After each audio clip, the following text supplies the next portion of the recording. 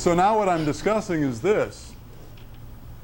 When we are doing all the necessary things to really help the body get all of its health back, we're going to either have one of two things happen. When we start having the body really cleanse that stuff out through the mucous membranes like it did before, we can either think we're getting sick or we're having a healing crisis. We have been taught we were getting sick, which then allowed the pharmaceutical industry and the scientific folks to put something down, suppress what that particular communication was, which is the pain or the fear, and we thought we had our health back. Now, please understand the paradigm has to be shifted. We have to start to understand what the body is doing. Remember what I mentioned, the finest doctor in the universe is the body. Our participation is acknowledging and understanding how to listen to it. So please consider that idea. Now, we lost our health. We got all of it back. Is it tough getting back? Absolutely. Absolutely.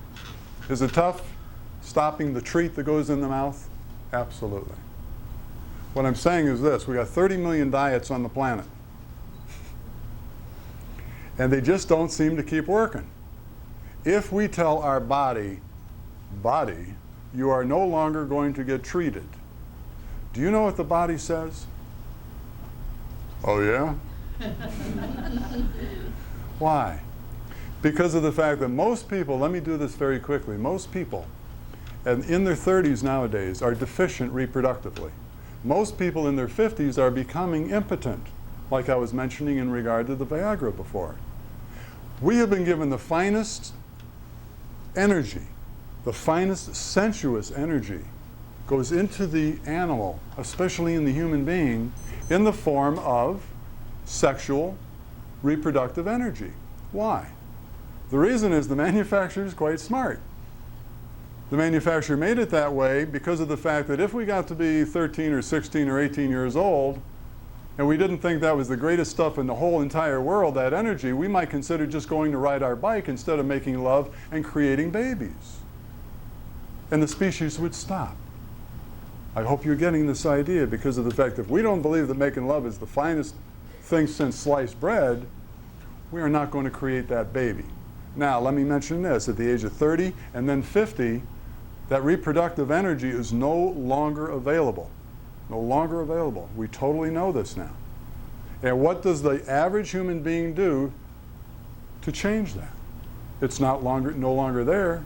So they put it into their mouth, meaning the finest treat now to the human person is that sensuality which goes in the form of food in those mucous membranes, which are epithelial cells in our mouths. Now, most people live because of what they eat, what they eat. I hope you're feeling this. Now, when I say it's real easy to say, stop the junk, it's real hard to do. So what I will say is this. When you get going, I want you to do 1 day a week on what we're going to be talking about here, and I want you to have what we call a screw-up day. Michelle, my administrator and partner, says, no, Dean, call it a treat day. No, it's not a treat day. It's a screw-up day. All right?